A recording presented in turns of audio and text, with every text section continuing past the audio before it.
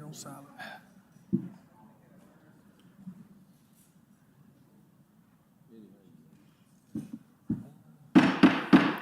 Good evening and welcome to the special call February 28, 2024 meeting of the City of Tuscaloosa Planning and Zoning Commission.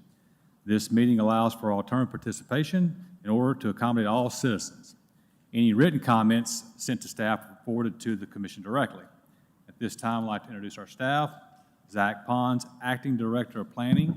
Caitlin Giles, Development Review Coordinator. Did I get that wrong, Zach? No longer acting? No longer acting. All right, scratch that. That's acting okay. then. Caitlin Giles, Development Review Manager. Will Smith, Associate Director of Planning. Right? This is all old news, right? Yeah. Us three. Is Jimbo Woodson here? He's here. All right, great. He's still Deputy City Attorney. There are 9 members of the Planning Commission, all of them appointed by the mayor for staggered terms, with the exception of the City Council representative, who is appointed by the City Council. I ask the commission members to introduce themselves and state their occupation, beginning with Mr. Rumsey. Stephen Rumsey, business owner. Eddie Pugh, retired. Tim Harrison, general contractor. Ann Hornsby, attorney. Raven Howard, Councilwoman District 2. John Smith, Deputy Director, Environmental Services. Bill Wright, business owner. Are there sign-up sheets outside? Okay, I'll say that part too then. Okay, there are sign-up sheets outside for public comment. If you did not sign up and still we get an opportunity to speak. Those wishing to make comment on the proposed code updates have been notified staff in advance of the meeting and will be provided the opportunity for remarks during the public comment portion of the agenda.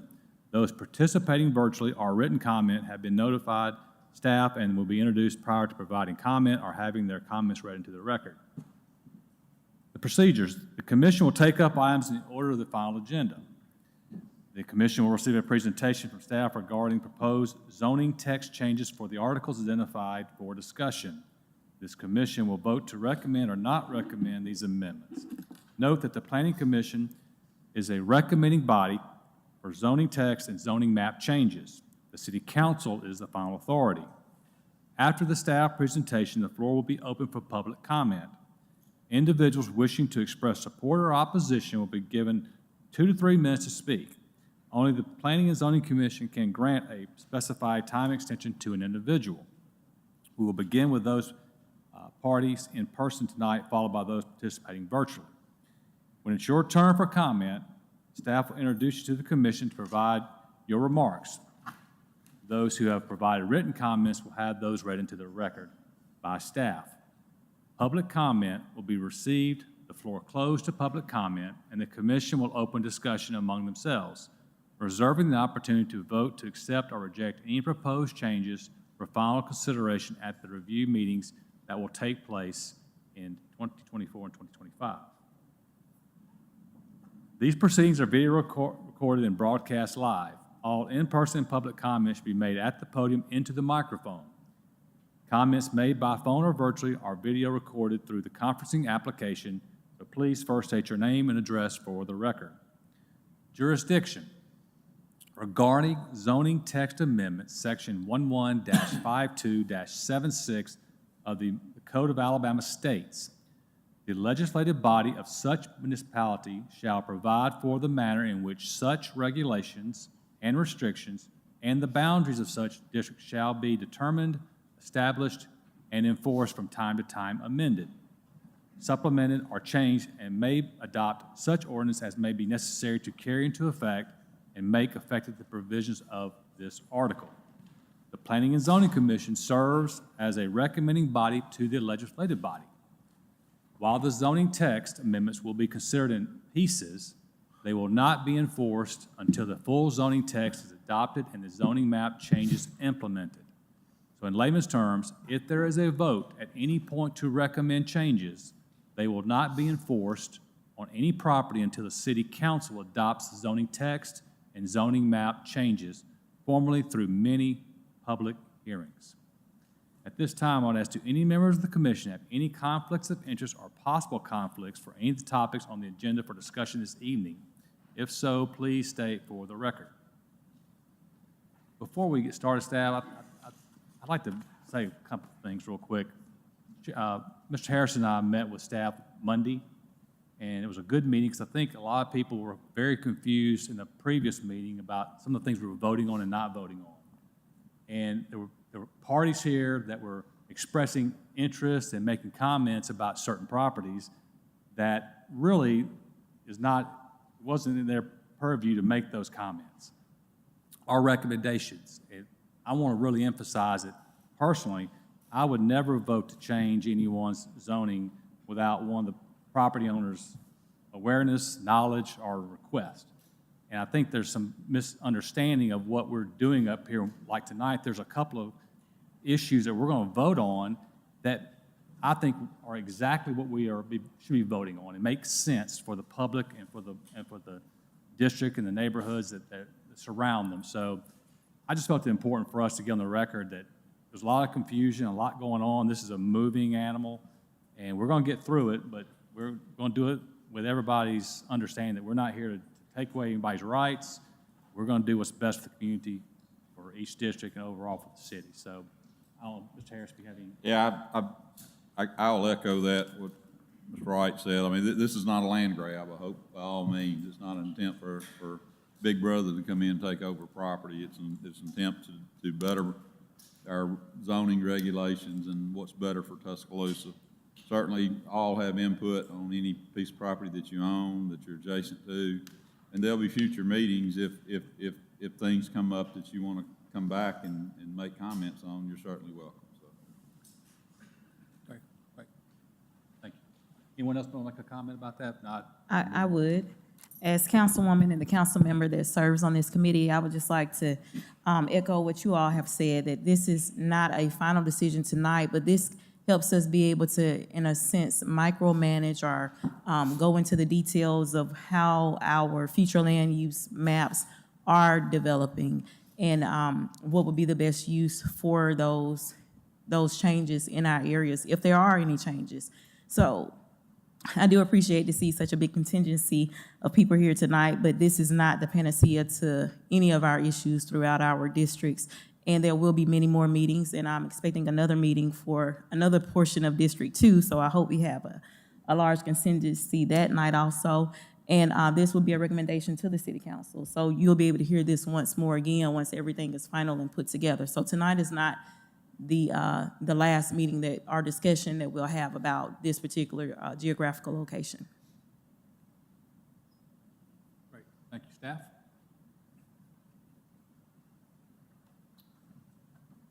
All right, thank you all very much.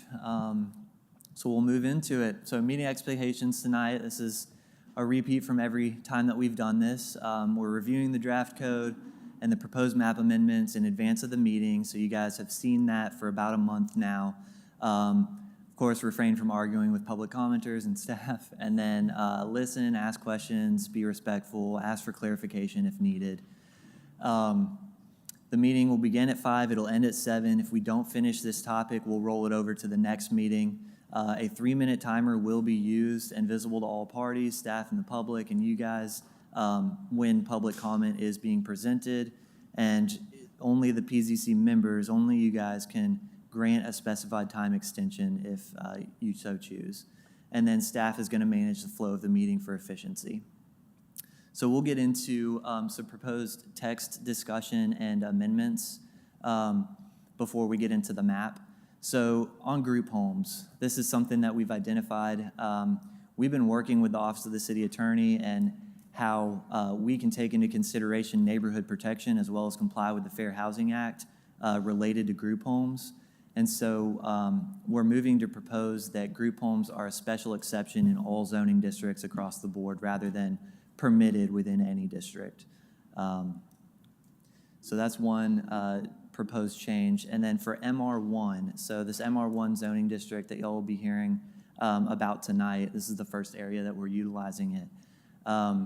After engaging with stakeholders and property owners in the area, it was identified that the currently proposed uses in MR1 were not necessarily aligned with the existing character of the area.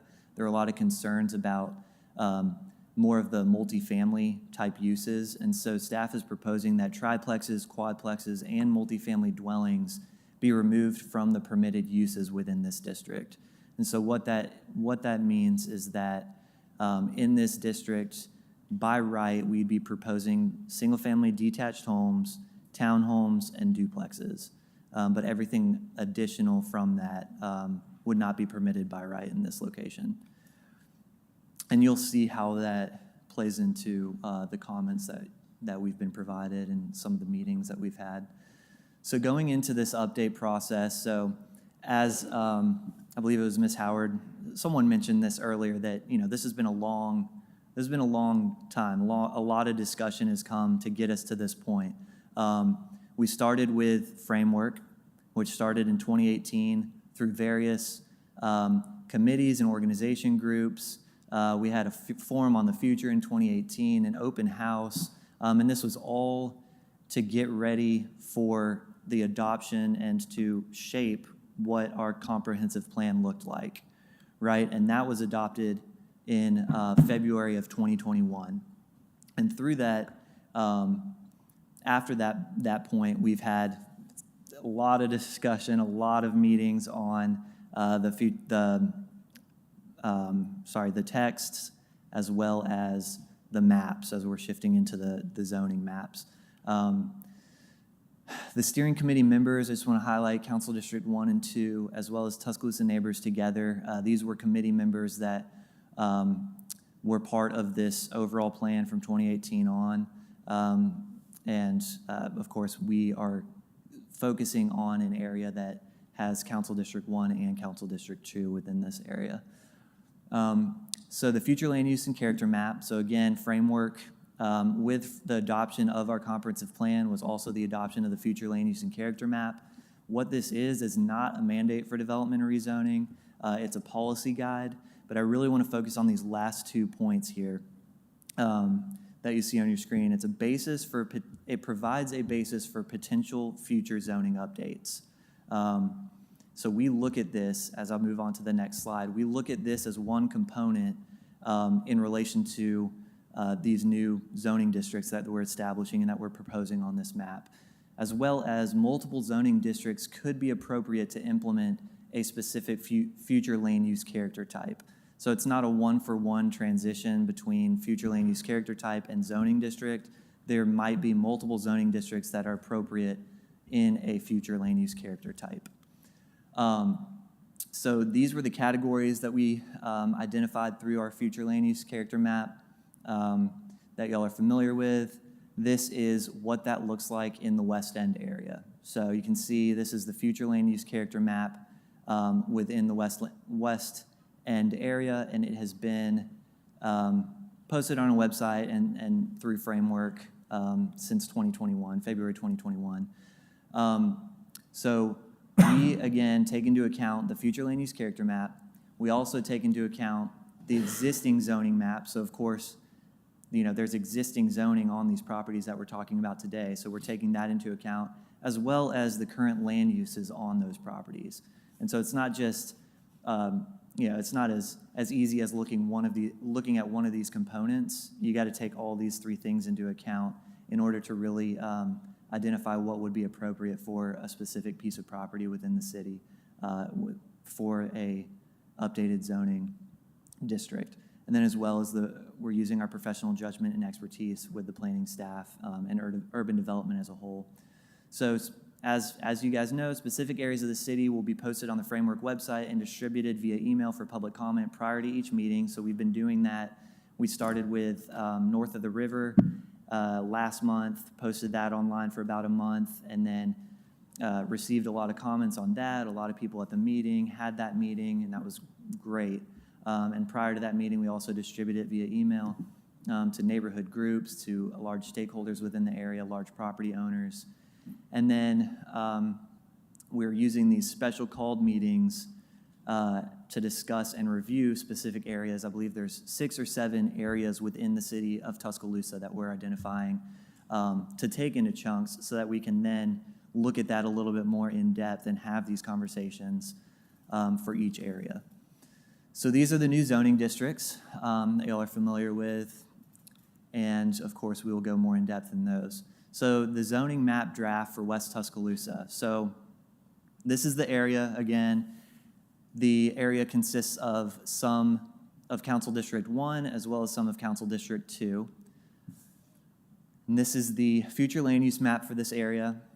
The existing zoning districts, so this is what the map looks like today, and then this is what the map will look like in the future, pending some changes that might come about through this process.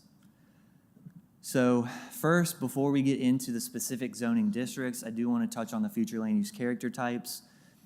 So a lot of what we have engaged in conversations with the people that we've engaged in during the month prior to this meeting, as we've posted this draft zoning map online, has been focused a lot on the residential pieces, and you'll see that reflected in the comments that we'll go through. So I wanted to touch on kind of what are the main character types within this area. And you can see those here: suburban residential, traditional neighborhood edge, and traditional neighborhood core. And we'll go into a little bit of what that really looks like. So suburban residential, you can see here the example pattern is very much suburban. It's a lot of homes on maybe single access drives off of a main road. It's you have to get into a car in order to be able to get to the mall or a shopping center or anything like that. And then the example character of those districts, you can see primarily single family detached residential homes, some of which have sidewalks, some of which don't. But the primary uses here, single-family residential, and then some secondary uses could be parks and open space, et cetera. So that's kind of what suburban residential looks like.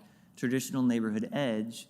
So this is, as you can see in that example pattern on the top left of your screen, it's more dense development, a little bit closer in proximity of homes, more connectivity between streets. So it's not just kind of a one-access in. It's not so much the cul-de-sac kind of development. And it's more closer and walkable to specific areas such as a shopping center or maybe parks and schools. Example character images here. You can see still primarily single-family residential, however, a little bit more density in the development. And again, some sidewalks, some not.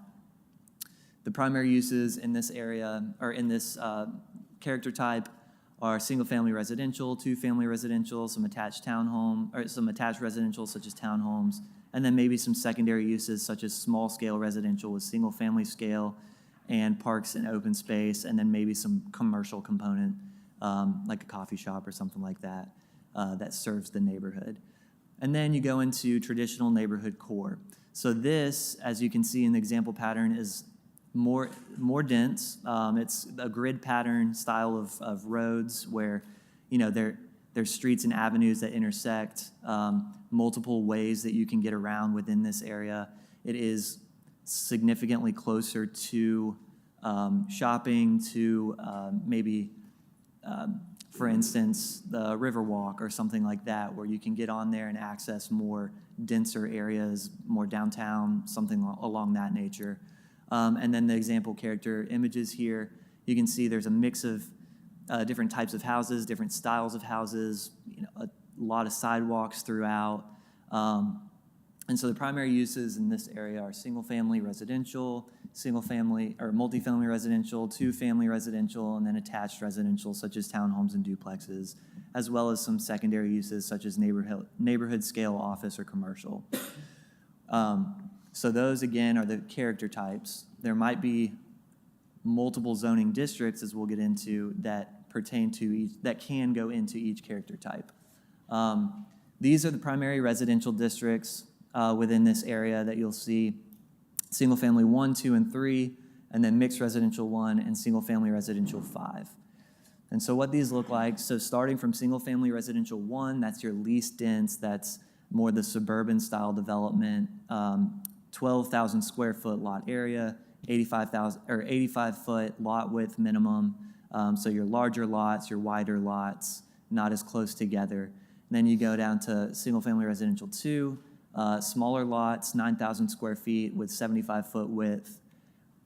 And then you go down to SFR 3, which is 7,500 square feet as a minimum lot size and 65 square feet, or 65 feet as the minimum width. And so these are mimicking what we have today in, R1, R2, and R3 zoning districts.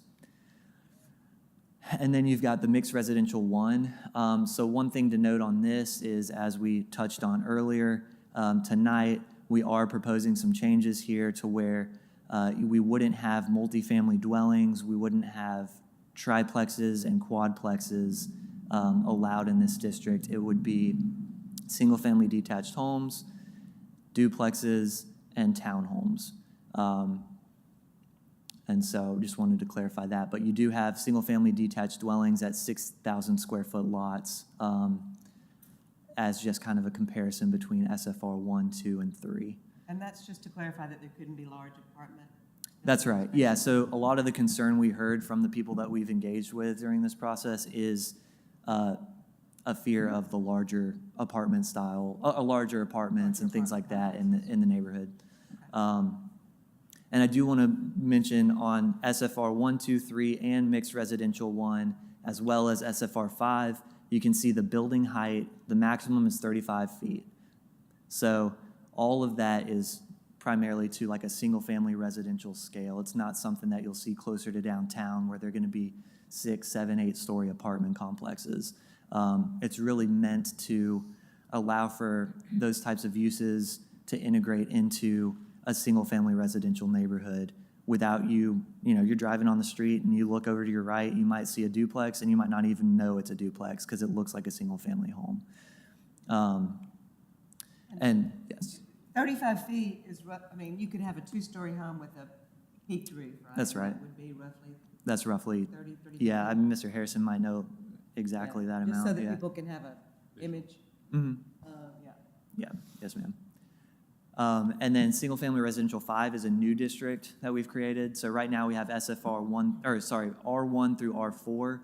SFR 5 is geared more towards in this area, you'll see, as you've seen through looking at the map over the course of the month, there are some very small lots within this area that's how they were developed. This area developed prior to our zoning ordinance as it exists today from 1971.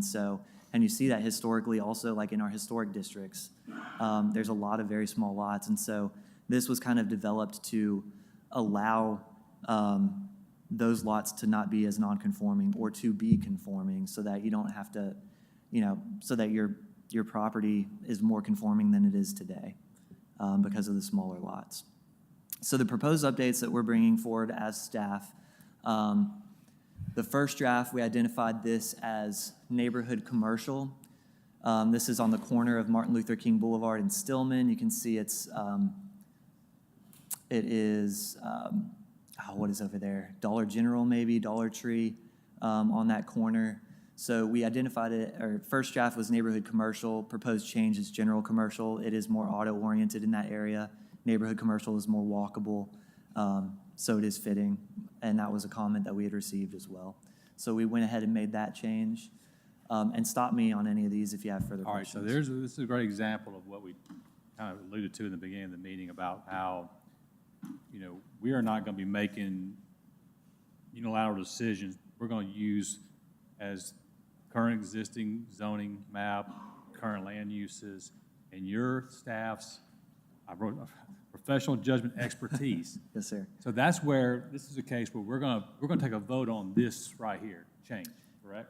Yeah, so how... Back up to this. So how it's looked in the past is what we've done for this is for these proposed changes specifically that staff has made, we'll stop and we'll talk about them, but then at the end, we're going to bring up the public comment, and then if anyone had public comment related to About these, this. yeah, and then at the end of it, you can make a motion of like with the proposed staff changes, so it Right. kind of encompasses all of it. I just want to get on record, this is an Definitely. example of where we've worked collectively, and we're not stripping anybody of their rights, we're making the best decision at the time, what it is now, and what the land use is, and what's going to be.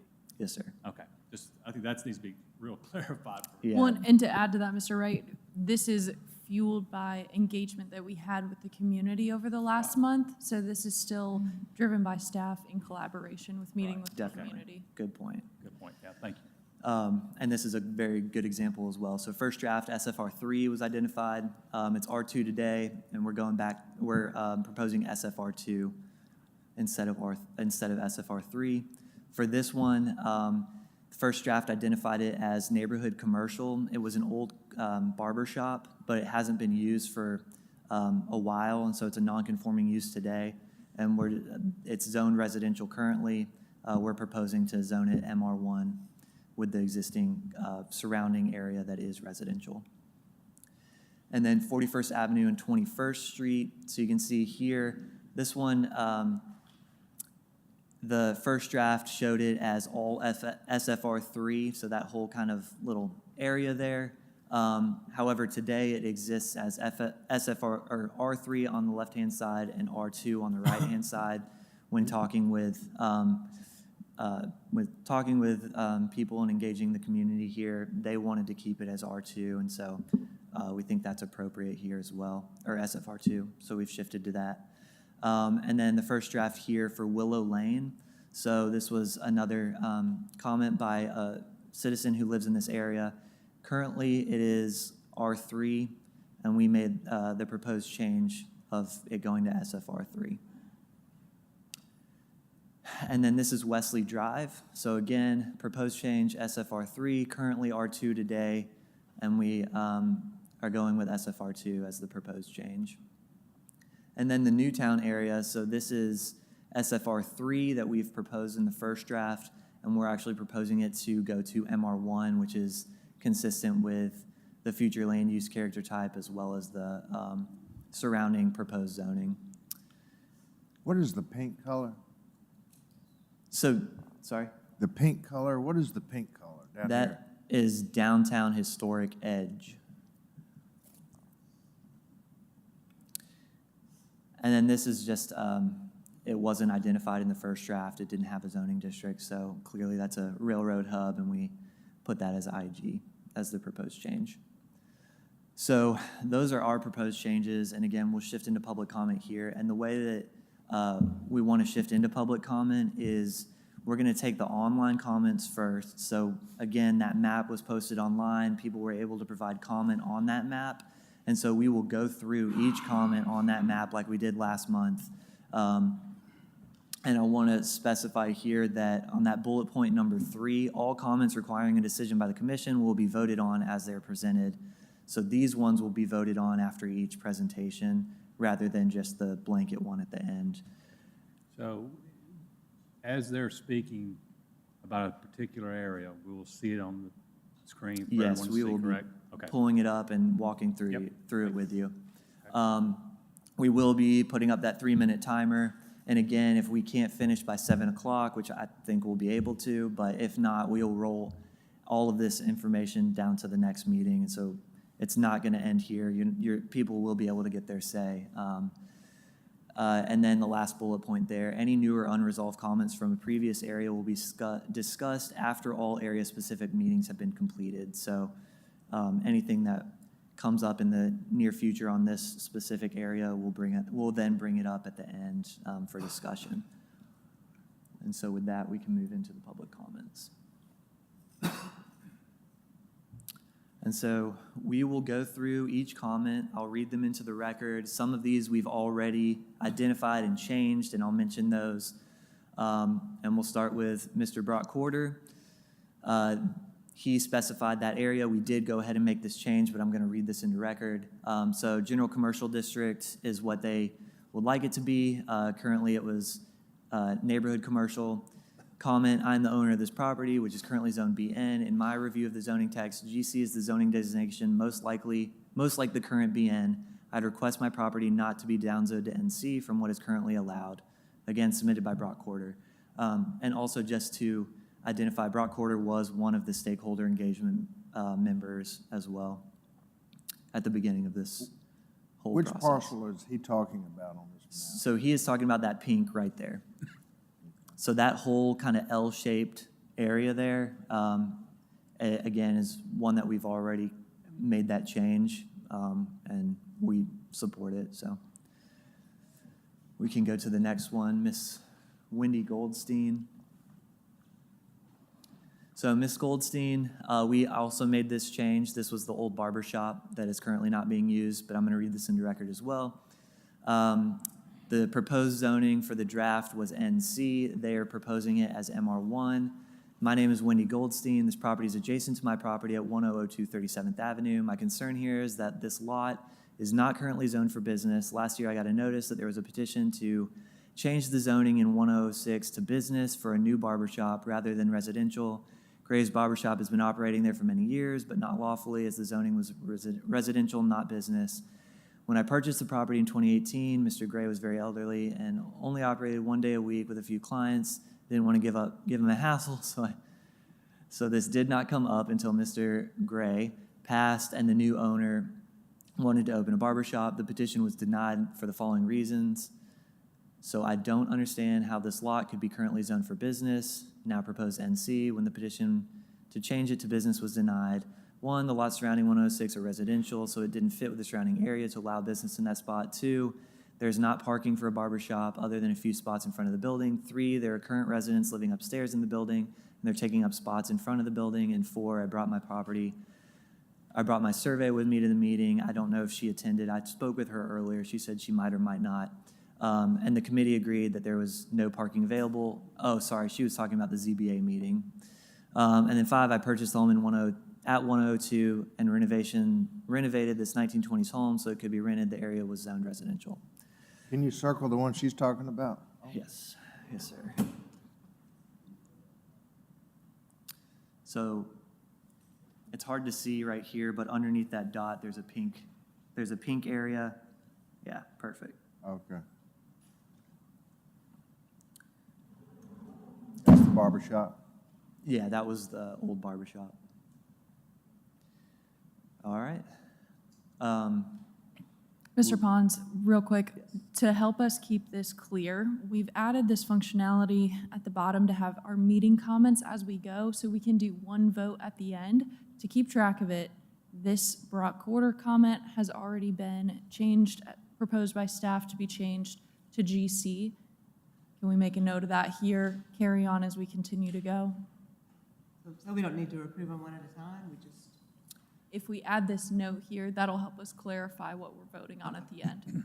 So this was a staff-approved change, correct? Yeah, we went ahead and made mean, that so change. that's But gonna- it's still proposed. Y'all still Proposed, have to sure, but ultimately. it doesn't going to Yeah. effectively all take the final vote for the whole thing, Yes, but sir. Yeah. Wasn't So that a big to-do up here one night? that's changing things. Does this work for you, Mr. Wright? Works for me. I think Mr. Corder's happy, isn't he? He's satisfied. I think the same on the next one. Staff recommendations, and this body seems to agree with the change back to MR1 on this one. And I guess I should also ask if Mr. Quarter's here. Speak on it. And then Ms. Goldstein. All right. So we can then go to, is this the next comment? Okay, so this is from Stephen Dempsey. Where is that one? Oh, okay, so that's being proposed as SFR 5? I can't tell. Is that correct? Sorry, it's hard to see on this. The comment is, I have several properties within this proposed SFR 5 area. I think this will be a good transition zone between the surrounding areas. So this is just a comment in support. Support of, okay. we like those. Yeah.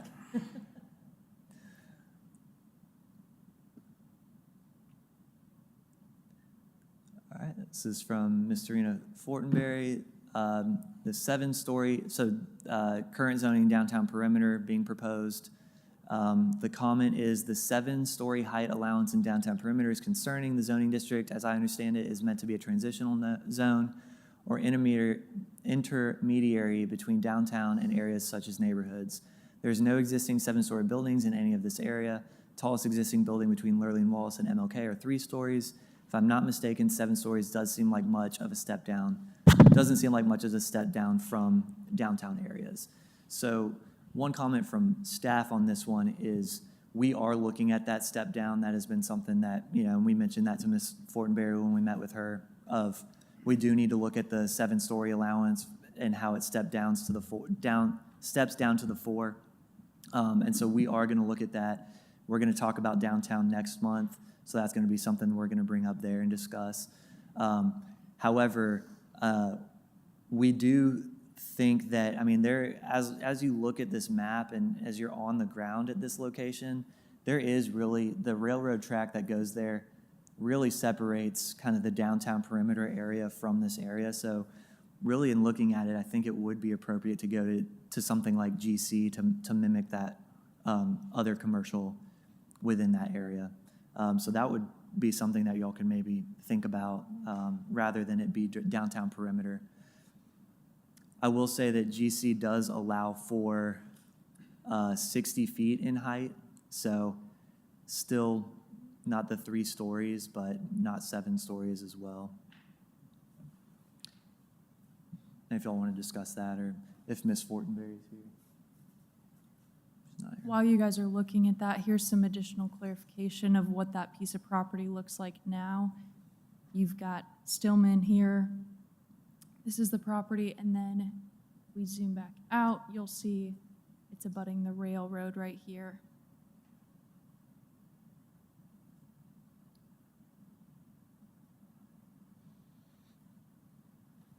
And it's all this property in purple here. You know, I guess my comment would be that I think you're right, but this needs to be taken up when we look at historic buffer zones. I mean, I think the commission understands that that's something that we need to address. We've talked about it in the past, and I would say it would be better suited to be talked about in the next. Okay, I mean, yeah. But I mean, I thought, in my opinion, it's gonna be addressed. So we'll talk about the height piece next. I mean, the height for the Transition. draft transition. category altogether. Yeah, for the downtown perimeter specific zoning district. However, for this piece of property, do you feel that you want to keep it downtown perimeter at this time, or do you want to maybe change that? That's kind of up for discussion. I mean, I'd like to say, let's keep it where it is for now, and then I think, we're talking about the transition from the historic to downtown. It should be, work both ways. I mean, shouldn't be inconsistency, so as we're working on that piece of it, And then see if that needs to see change. if that's applicable here. That makes sense. I mean, I wouldn't make any change at this point. Yeah, I think unilaterally, we can address it in our next meeting. Yeah. It will be. That's a good point. It's a bad, not what we need. Yeah. Yeah. All right, that sounds good. So next up, this is from Stephen Dempsey. I think this zoning should be SFR 5. This property has a non-conforming accessory dwelling unit on it, which will be non-conforming under the proposed zoning. It would be great to have this block included in the SFR 5 area to the west or the MR1 across the street. So I will specify that accessory dwelling units are something that we're going to kind of take a deeper dive into in the future, because that's going to be somewhat of a hot topic, and what zoning districts we will allow versus what we won't allow those in. So this might be something that we could probably, or that we should probably talk about in the future. Agree. I'll note that this is actually part of that Newtown area that we propose to become Oh, okay. MR1. But even so, the accessory dwelling unit piece doesn't necessarily apply at this time.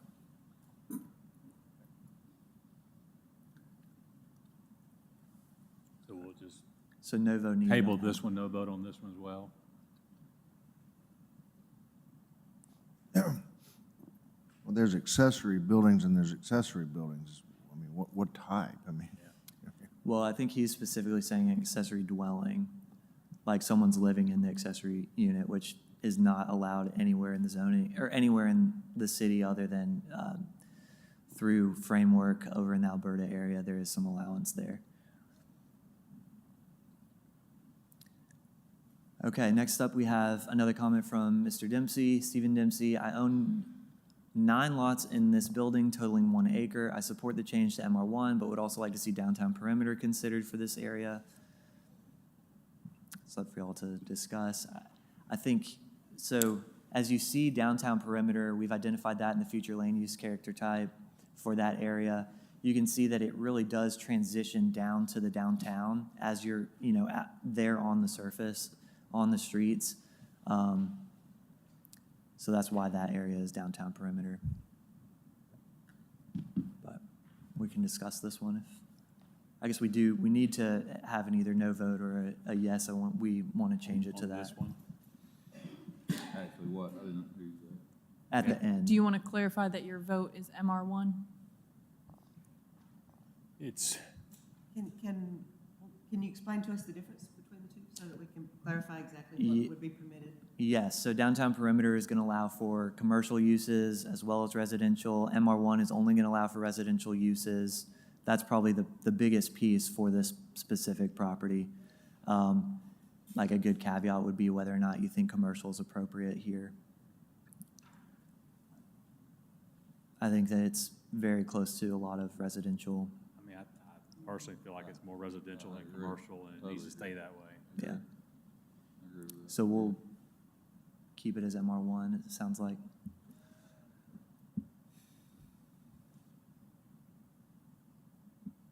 Another comment from Serena, Serena Fortenberry. She thinks this should be neighborhood commercial. I don't know if that's accurate, but I'll read the comment. The strip of property with proposed NC zoning includes some BN BGO properties, which is the current zoning, for which NC zoning is appropriate, but it also includes R4 and R3 zoning, where there are single-family homes, rezoning residential properties to commercial zoning without owners being notified of such. A rezoning is concerning. And so when you look at this area, and we can pull up the street view, I think you get a better feel for it. Clearly, it's right next to 15th Street, which is a very, it's auto-oriented, auto-centric. On the corner of,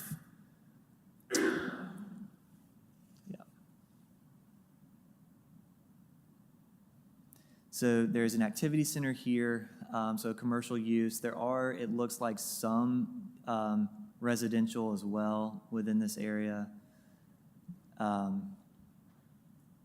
And then, so I think one of them has been for sale for a little while. But it's a commercial corridor, and there's many lots because the size of them have not been able to be, you can't justify building a house on them because you'd have to have a curb cut off 15th Street. So really, having lots consolidate for something commercial could be positive. Is that right? Yeah, that's kind of what our interpretation was when identifying this as neighborhood commercial. I just, I'm gonna, yeah. Go back to her comments again, I want to see those. So when you go down that street again, I was just looking at the curb cuts. I'm not even sure you would allow that off of 15th. Is 15th Street a state road or a city road? I mean, if you asked them, would they even grant that curb cut that seemingly existed? I mean, I agree with you. I highly doubt that it would be approved based off I hear what she's saying and that there are some residences in there, but I saw two boarded up buildings, an activity center at the highest and best use would probably be a house, but it's something else now.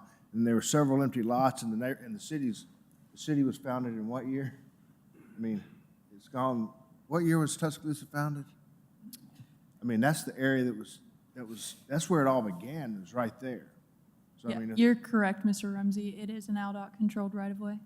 it's what? It is an ALDOT-controlled Yeah, right-of-way. so I mean, you couldn't get a driveway approved if you wanted to build a house.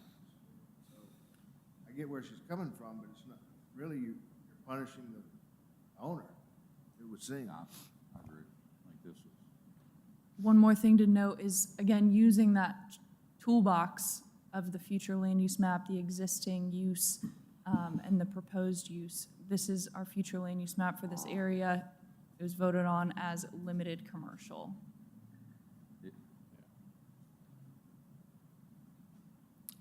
So it looks like y'all are leaning towards keeping it limited commercial. Yeah, I think so.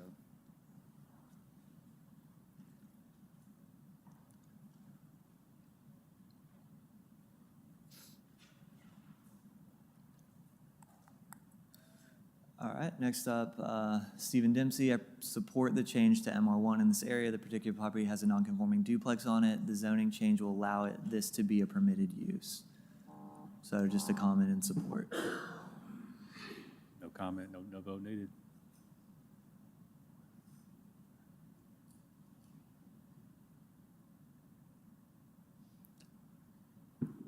This is a comment from Mr. Wilson, and I know he is here to speak. But I can just read this into record. So I think this should be single-family residential 2. This area, currently, this area is majority families. They would like it to remain where it is zoned currently. Also Riggs Road. Many of these properties are owned by families connected in the Taylor Circle area. If you want to call up. Thank you, Commission, for this time.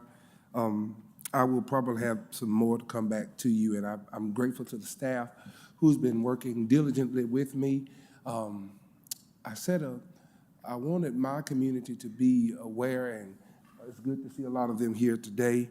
There were concerns, I'm just use the Taylor Circle area.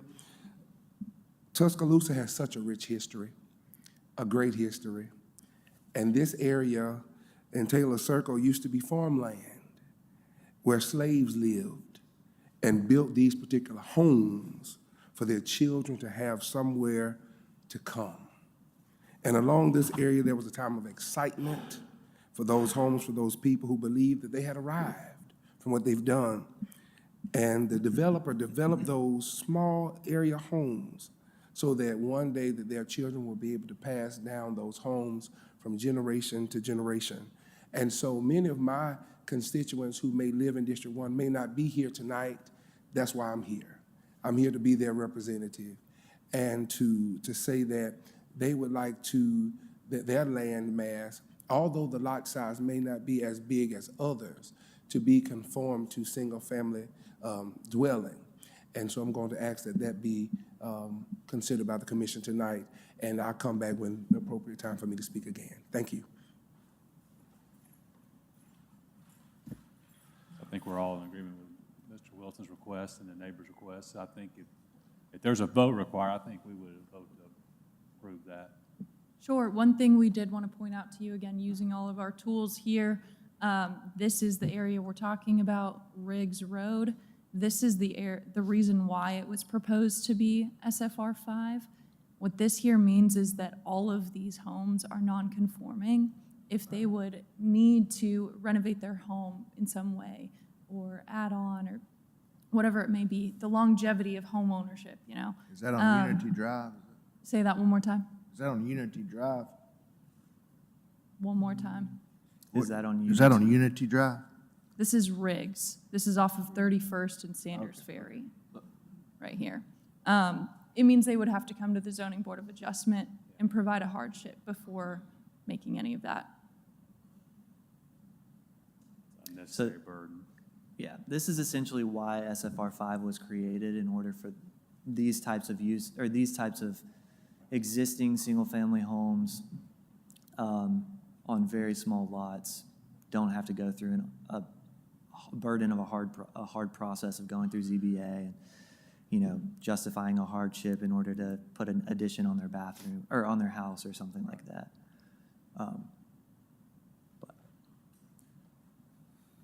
So I'm in agreement with this. So is that, You're in agreement with With- changing it to SFR 2?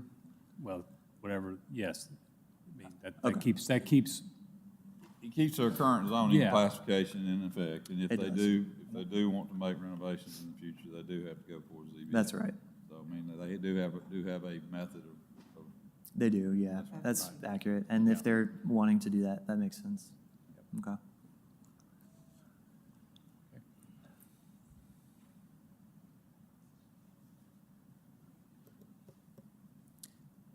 All right, another comment from Serena Fortenberry. This block and the ones to the west and several to the north are currently zoned R3. The equivalent zoning to R3 in the new draft is SFR3, not MR1. These properties are in the neighborhood of predominantly single-family residences, and the new zoning is divergent from this in that it allows higher density housing, including apartment complexes, blocks where R4 predominates, as with a few blocks at the eastern side of the neighborhood. that are also near to busier streets are appropriate places for MR1 zoning, since that is the zone most equivalent to R4 in the new zoning code. So she is proposing, I guess it looks like SFR3 because they're R3 today. Staff, I guess with the proximity to the park, is that a fair? Yeah, so, and even with, so the way that we looked at this, again, the future land use map identifies this as traditional neighborhood core. So it really is, you know, interconnected streets, walkable to the park, to the amphitheater, and things like that. What was I going to say? As Mr. Dempsey showed us, you know, there are existing duplexes within this area. SFR3 would not allow, would keep those as non-conforming uses, which again is, they would have to go to ZBA for approval for anything that goes on there. So if it is zoned MR1 though, they wouldn't have to, correct? Correct. They could just make modifications as needed. Correct, and then the lot sizes in this area are more conducive to MR1, as well as, I will say, you know, she specifically mentioned apartment complexes. We're suggesting to remove apartments. And only allow for duplexes and townhomes. I mean, I think this is a case where the MR1 actually helps it, since apartments are taking it, the MR1 actually helps this area, to be honest with you, you know? I think it is, yeah. So you're thinking of keeping it MR1? I would, I mean, I hate, you know, in my opinion, what we're doing in this case is helping the current landowners and their ability to function, especially since we took the apartments out of it. If the apartments was what they were worried about, you know, it's out. Yeah, I agree. I think this is a great time to bring up this example again. Basically, every house that you'd see in orange or red here, any renovation that they do to their house, they're gonna have to come through the zoning board of adjustment and provide a hardship. If That's gonna they be another go hurdle. to SFR 3. 3, if they start in MR1, they won't. Correct. That's correct, okay. Yeah, and another thing to point out is, you know, these lots existed prior to our zoning ordinance today. And so they were just kind of slapped on R3. That doesn't necessarily mean that R3 was the best zoning district when it was applied to this zone, based off of the lot sizes, et cetera.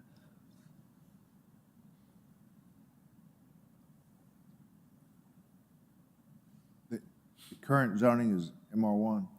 Current zoning is R3. The proposed, like what we're proposing is MR1. It sounds like she wanted to go to SFR3, but you guys seem to want to keep it MR1. A lot of letters thrown at you guys. All right, next comment. We're getting through them slowly but surely. All right, so this is from Josh Duguid. This is how you say it. My family and I own the home and live in the property identified in this area. I would like further explanation regarding why zoning changed to our home and the surrounding areas is from R3. Single-family detached house on lots with dimensions adequate to provide necessary light, air, and open space, but which may be difficult to provide with properly designated off-street parking. 2 MR1 is proposed. A potential source of concern is loss of light, air, and open space that may follow. And I did have a good conversation with Josh earlier today. I don't know if he's here.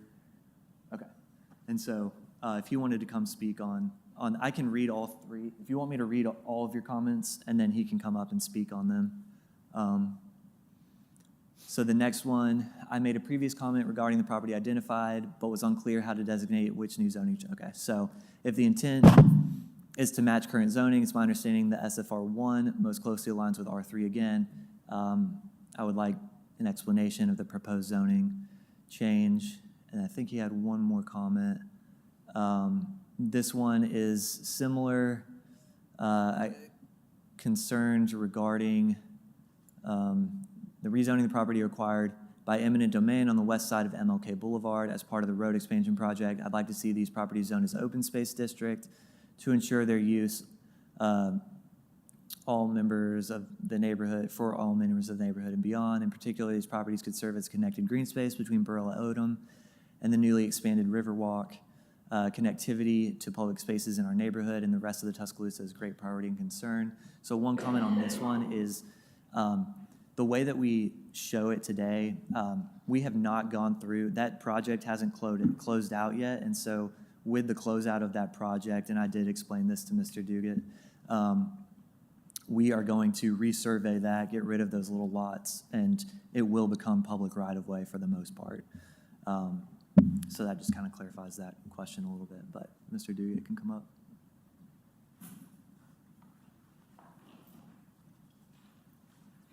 Thank you all. Do you need my name and address, or?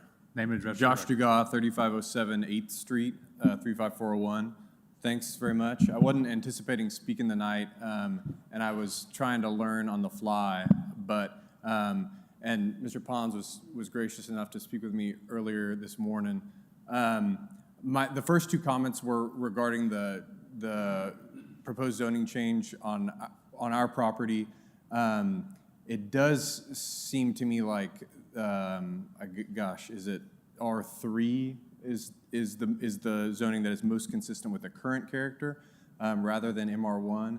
That said, a lot of our concerns with MR1 have been voiced, the concern about large apartments, et cetera.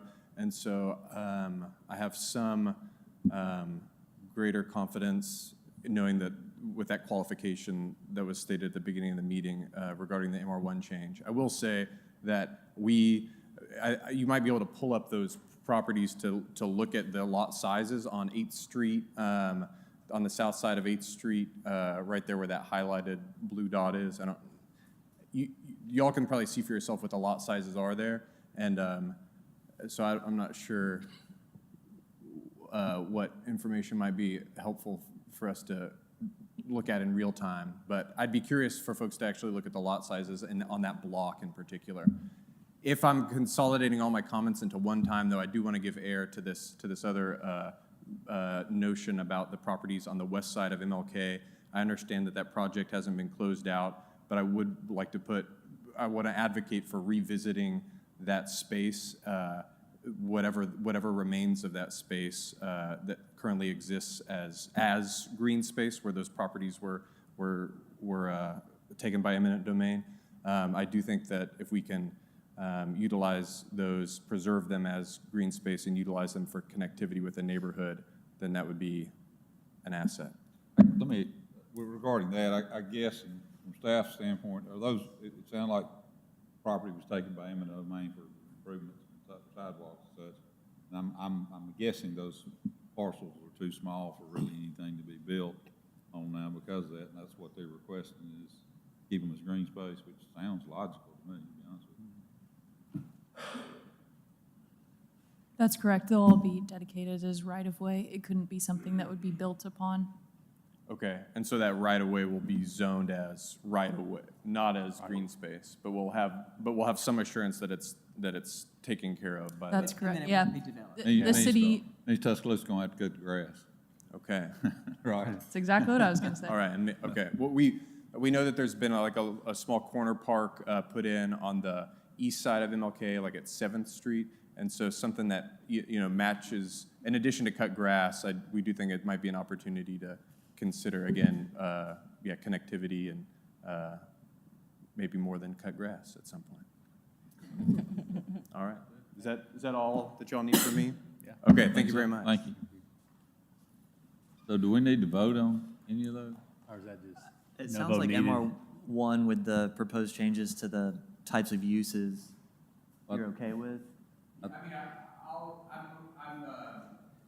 will say that it doesn't, those blocks, I don't know if we have them pulled up, but we can see the lot size, and I'm not convinced that matches the character on that block, but I think given the qualifications for what MR1 is gonna look like moving forward, I'm assuming this is similar to the last case we talked about. If we left it as SFR3 and not MR1, they would have to go for a zoning board adjustment to make any modifications on any non-conforming, correct?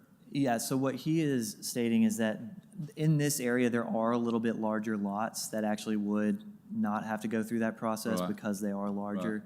But as Ms. Giles pulled up, you know, there is some mix, and we don't want to just kind of identify one little section with the whole section being, I mean, if he's okay with current apartments being removed, I think we're fine.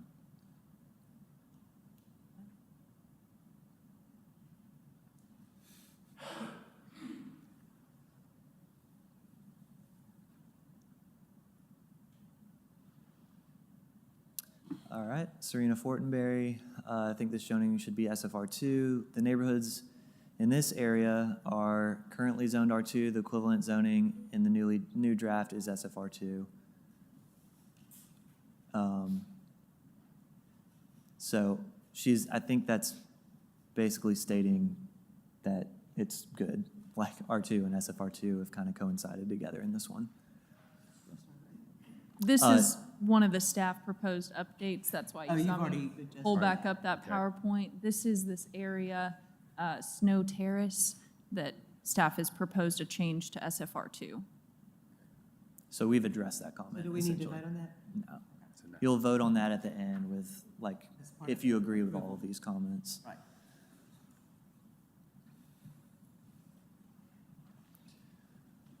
All right.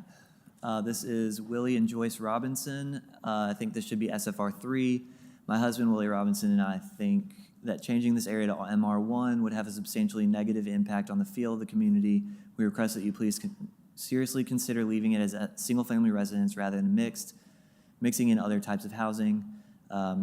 Currently, the feel is one of community pride and a sense of accomplishment and belonging. Thank you for the opportunity to share your thoughts. So I did discuss with Ms. Robinson today about this property, and we went ahead and made that change. That was one of our staff proposed changes.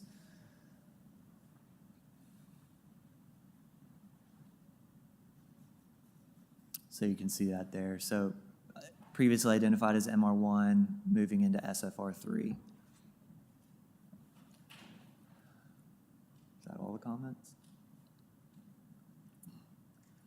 That looks like we've got a couple more. She's taunting us. Yeah.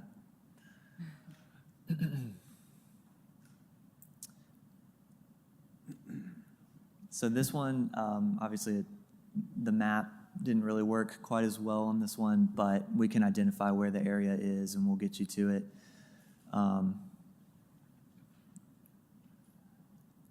So this is the area between MLK and the railroad off of 6th Street. And the comment, if you could pull up that one. Oh, well, I'm just going to read this before we change it. So I think the zoning should be SFR3. Our current zoning in this area is R3. Why are we being rezoned as mixed residential 1? This street neighborhood seems to more closely conform to the SFR3 designation. I live and own property in this area. And I believe Mr. Kaismer is here, who's her husband, to speak on this property. I got lost where we are. Can you bring Yeah, us- while he's coming up, this is the piece of property we're talking about, 3022 6th Street. So I'm going to zoom over to that back on our comment map.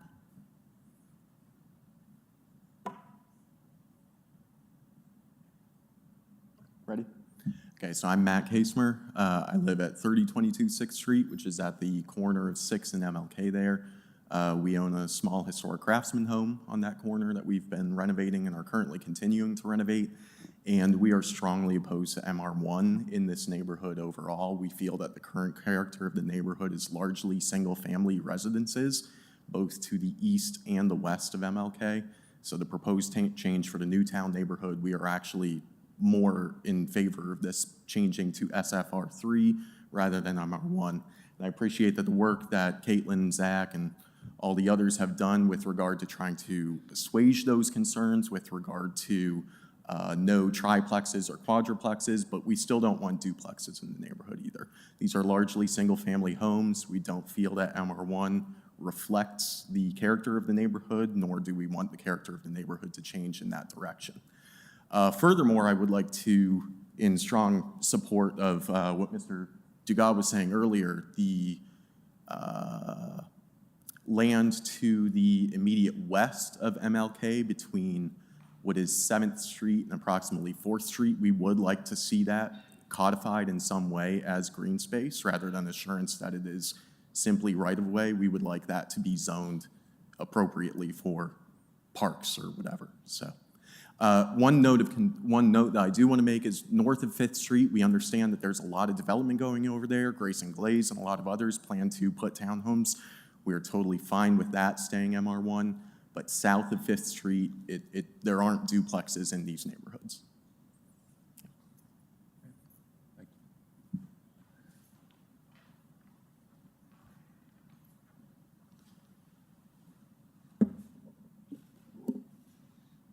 Ms. Giles, can you bring us back up to Stone King's comments? We're still seeing the, oh, there it is, okay.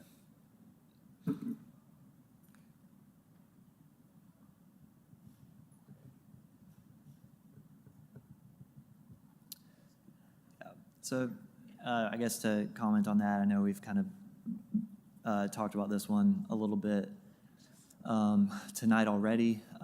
So, along with the MR1 designation is the appropriate lot size that currently exists within that area. So it's not just the uses specifically on their street.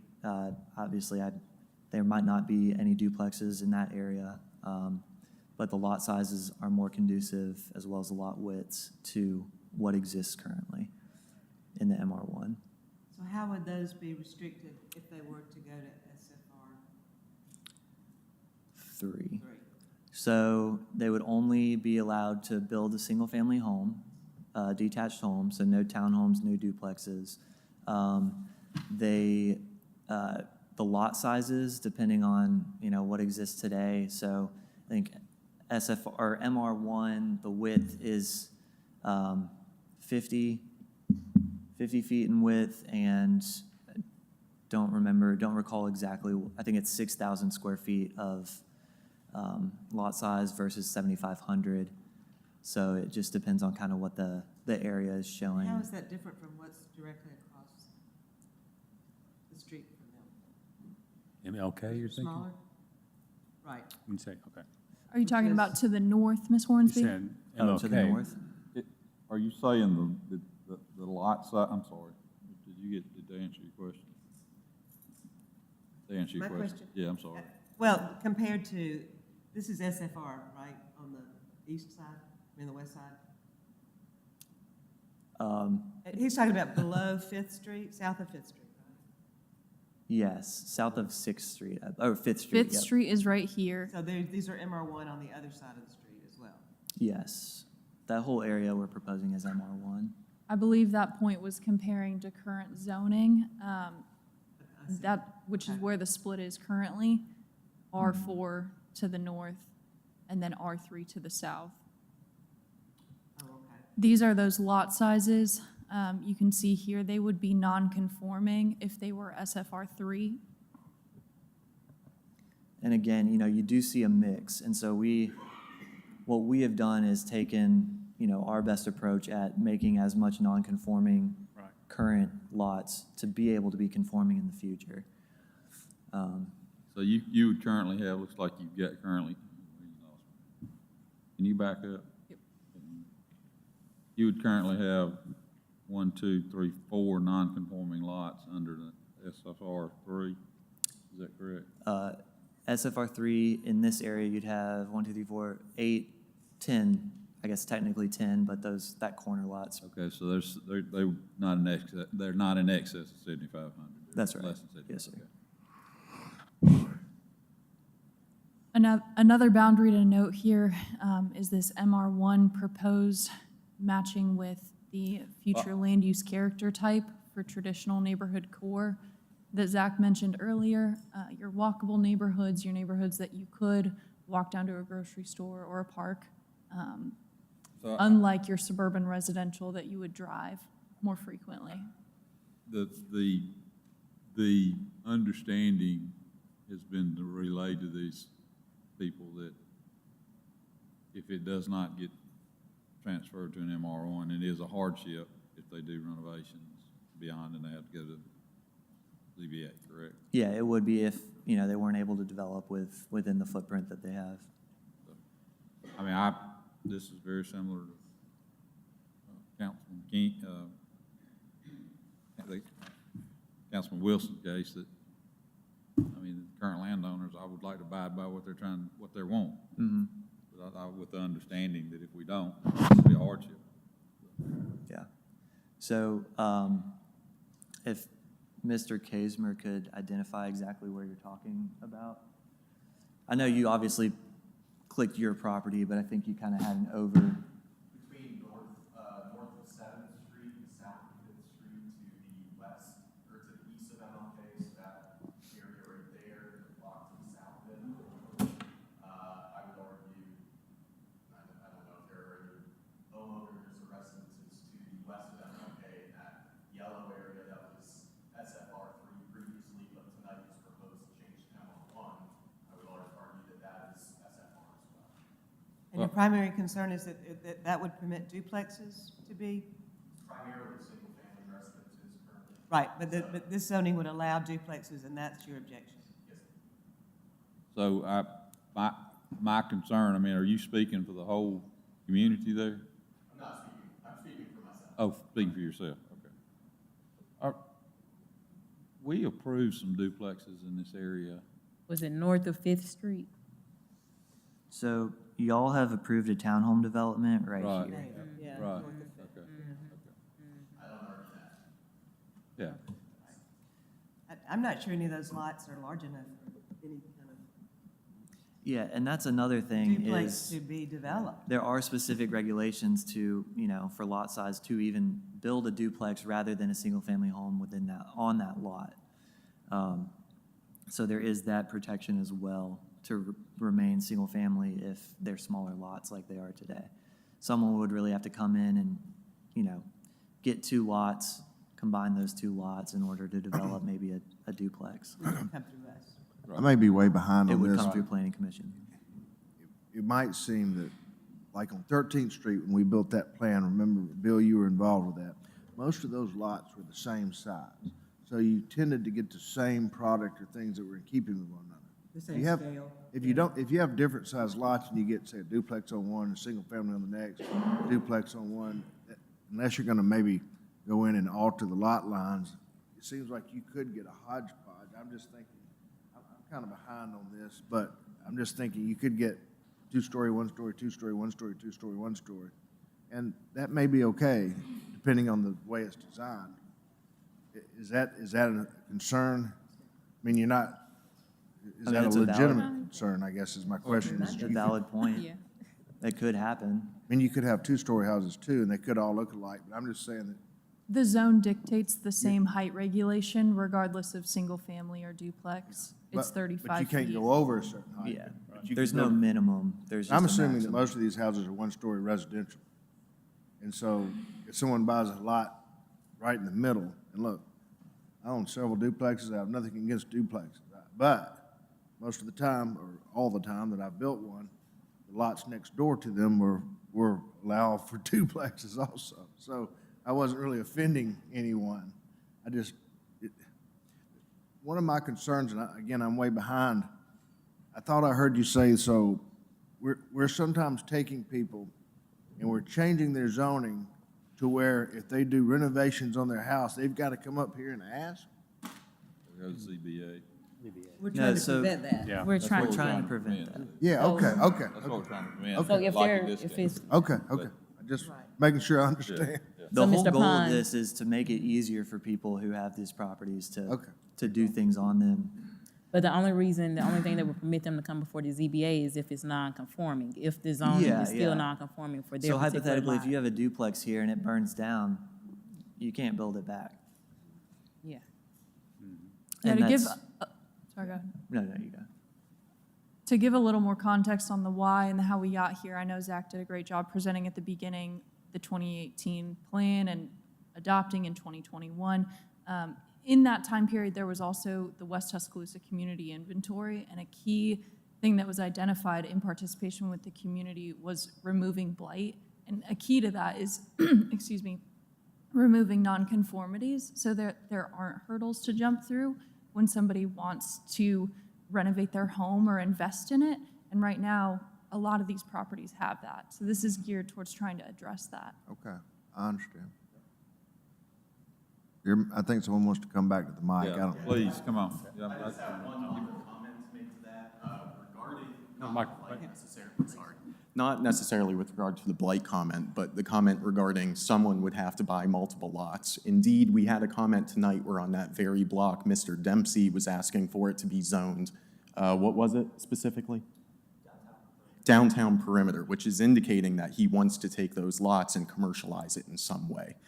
This is exactly what that is the fear that we have, that someone is going to buy multiple lots specifically on our block, which is made up of single-family residences, and move them into larger residences. And indeed, the comment tonight in that block was as such. But you understand what the staff's trying to do is create a. And I do appreciate that overall, but outweighing what the future development is concerning to whatever hardship we would have to come and beg y'all for permission to do changes on our property, I understand where you kind of got to juggle those two things. Unfortunately, not us, but ZB will handle that one.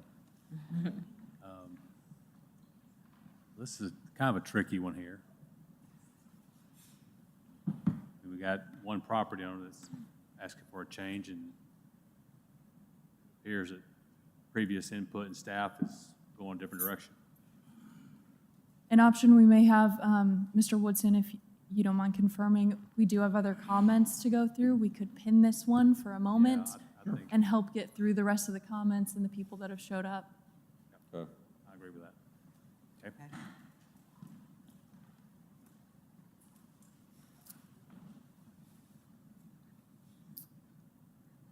All right. This is from LaShonda Lockett, and just to specify, she was part of the subcommittee's process. I am expressing concern as it relates to MR1 zonings. It allows for a development of apartment complex within the area, which is currently occupied by 200-plus school-age kids and seniors aged 60-plus. I speak on behalf of the seniors who are not tech-savvy but who have expressed their concerns, for which this change will have a greater impact on what their quality of living and it's on what their quality of living is, and it's disheartening to see what this type of change would have on their residences, which they work so hard for. I quote one neighbor as she stated, "They're trying to take over our neighborhood." I ask that the committee consider the residents of this community, as we are long-term investors and we wish to maintain the integrity of what is defined as our community. MR1 zoning allows for 7-story height allowance, and this is equally concerning as it changes this. As it changes, this will have dynamic change of this neighborhood. We are surrounded by single-family residents, and reiterate this because I can't foresee what benefit this change would be for this community. I equally express my concern for group homes in this area has increased in the past 5 years. There should be limitations in place for each district as it relates to the number of group homes allowed, even when seeking special exceptions. This influx of these homes are consuming the inventory, which should be allotted for long-term residents. So a couple of items here for this one. 7-story height allowance is not accurate. 35 feet is accurate. And then we've already addressed the group home piece, as we mentioned earlier. But other than that, So changing those categories Yeah. was resolved. Yeah. We've resolved This that was one. This person's concern. that's right. Yep. And then is Miss Lockett here?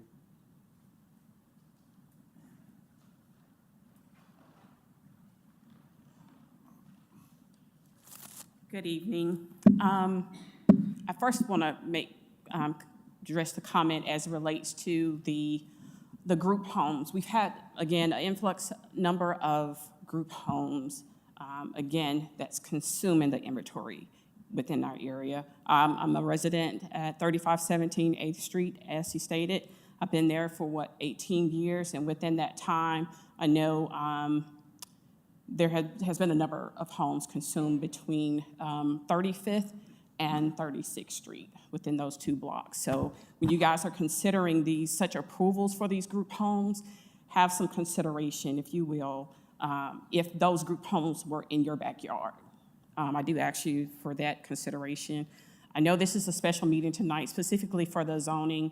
Again, my concern as it relates to the neighbors, and we have community meetings that's held once a month at Friendship Baptist Church, and we have a lot of people who have shared their concerns as it relates to the potential changes and what that would look like if this particular area was zoned for mixed residence.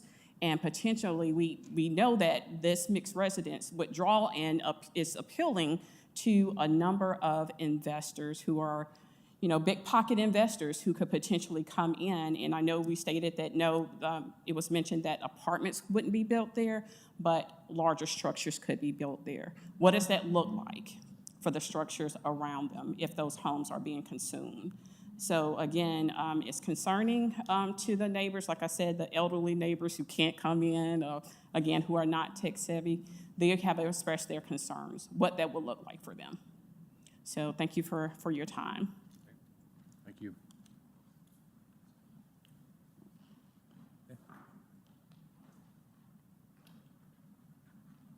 So I guess, it's up for discussion on whether or not to go to SFR3. Number one, to address the group homes, that is going to be changed now where it's a special exemption, and we understand we understand the needs and concerns of the neighborhoods, and they're going to be critiqued fairly or very sternly by this committee as well as I assume council at that point. So yeah, it's an avenue for us to be able to control that. And that's for all districts. Up to this point, we didn't have that tool in our toolbox. Now we're putting it in our toolbox. That's right. One thing that the Fair Housing Act does allow us to do is to require them to be a certain distance apart. A certain distance Apart, like half a mile or less than that. Yeah. And that has been upheld. Yeah. So that can be, I think that's built in right now. into It this is draft. not, but that's part of what we're looking at as a special exception criteria. And again, we're fleshing that part out with Office of the City Attorney, and then we'll bring obviously all of that back to y'all for discussion once But I it's think that's what I'm hearing her say is they're all in one area, Yeah, and this would, clustering. that would definitely. fix that. Yep.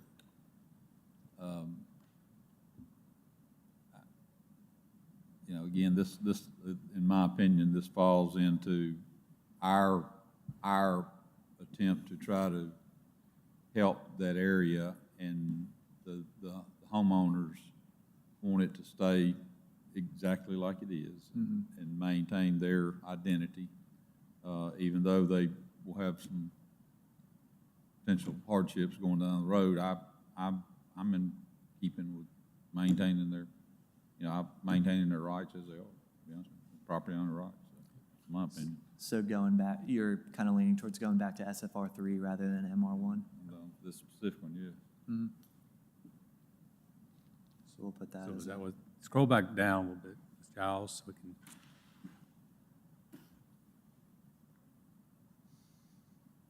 A little further down, please. On the Sorry, map Tom? or on the comment? Well, in the comments, because her comment is, I think it should be MR1. No, I think we're proposing it as MR1. I think that was a typo. I think she Okay, wants to that's go why, back to. that's why I got Yeah, confused. I was yeah. like, I thought it was Yeah. MR1, I thought she was saying SFR3, and so we want to keep it as SFR3. Yeah, the zoning that currently exists. Is that SFR3. correct? Well, we're noticing the comment, Ms. Giles says, your comments appear to say that you think it should be MR1, No. but no, you're sir. wanting it My to be concern- SFR3. I'm sorry. You want it to be SFR3, which is more in keeping with what it is now, right? I'm just speaking as it opposes the MR1. Right. That's But what it my reads as comment- if you were supporting it to be MR1. No, That's- sir, that's- I'm sorry. okay. No, Well, my that's what's concern is confusing. that particular zoning would allow, that was what my concern. And you want it to retain what it. the What it current- is. If it's the retention of that, I understand, I'm just learning how what that hardship would look like. Yeah. If someone were to have to renovate. MR1 for me is a bit much, especially for what could potentially be built there. But I don't want there to be any form of hardship. If someone's trying to renovate, obviously we want improvements to the area. I mean, that would be ideal, but I think the MR1 zoning would be extreme. Are these, it looks to me like these lots may be larger than the ones we were just looking at on 6, is that right, Zach? That block? And while you're pulling it up, Zach, can we see how many non-conforming properties there will be in the area if we leave it as it is existing zoning? Yeah, so not necessarily from a use perspective, but from a lot size perspective, this is what that is showing. So this area, you can see kind of a mix of, there are some SFR1 and SFR2 sized lots within the area. And then there's also SFR3 and 4 and MR1 and on. So it's a mix of different is that sizes. But The south, I'm sorry, south of the 8th? They're not, I mean, it looks like to me that most of those problems or concerns about people. Over in this area. Lot size are the, are 36 and north of 35. that, right? So the clear, like the white, is larger lots. Okay. I think another helpful tool is what our current zoning is. So I'll pull that up on the screen now. This is that area that we're talking about. This is R3, this darker orange. This is R4, some additional R4. It's currently a mix of R4 and R3 today. R4 does allow for apartments and townhomes, R3 does not. In today's districts, yeah. So either one is a restriction on apartments or larger. So essentially, if a property is zoned R4 today and it goes to MR1, they would not be allowed to do something that they currently are allowed to do today. So it's actually more protected than what the current zoning is. I mean, we're starting to get into where we're doing a lot of spot zoning, but we're getting that direction. We're gonna start chopping this thing up to where we're not And ruining our. that's the issue that we had, you know, where we tried to take into account what the primary area is and where those natural kind of cuts are in, you know, specific communities within this overall community. I think that there's a misunderstanding between the current residents and what we're trying to do here. And I hate to, like, I hate to do spot zoning, because that's kind of what we're doing here. We're just going around. I mean, that's where we're at. Yeah. I think we're getting a lot of inconsistency between MR1 and SFR3. I mean, it seems like Well, we A got lot to of that, though, figure. is addressed, right, with the changes in MR1? Yes. Yeah, Yeah. but it's obviously some people still feel that feel that. MR1 still. I think there's a lot of bad information being spread out there that the community needs to understand. Yeah. That, and I know we're trying to move this thing along, but I don't want to move it along at the expense of homeowners, and that's what we're doing. So how do we address it? I mean, in a way, my opinion is we need to probably have a little more community engagement with staff, representative, and neighbors, especially as we're tackling this right here and Mr. Dugat's issue there. I mean, because if we start trying to micromanage and spot zone, I think we're going to make a real mess of this thing. Zach, can I ask you a question? When we met last week, there didn't seem to have this many comments. We Apparently, had these comments 3 came comments. in. That's When right. did these comments come in? A lot of them came in yesterday. Okay. And that's we posted on there for a month.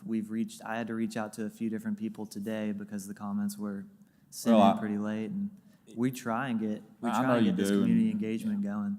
Human nature to procrastinate, believe me, Of I'm course, one of them. yeah, I'm the same way. I would do the same thing. But, I mean, I think given that, and we may want to look at a deadline for questions a week or so before, that we can engage the community and try to help spread what's right about this versus what's wrong about it. Yeah. And that albeit it does say that you could build a duplex in there, the likelihood of a duplex ever being built there is, and I guess that's the pros and cons each homeowner need to weigh. So I was gonna stay away from that, but you make a good point. I don't even think I've ever seen a 7-story apartment building in Tuscaloosa. Is there one? That dog, that don't work. I mean, is there even one? Yeah. I mean, maybe at the university. At the university. Yeah, but anyway, I mean, I guess we could lower that height. Austin building, though. Yeah, I mean, Well, but but again, that's a moot point because it's 35 feet instead of 7 stories. yeah, I mean, we could drop that language because that would scare anyone. Yeah, yeah.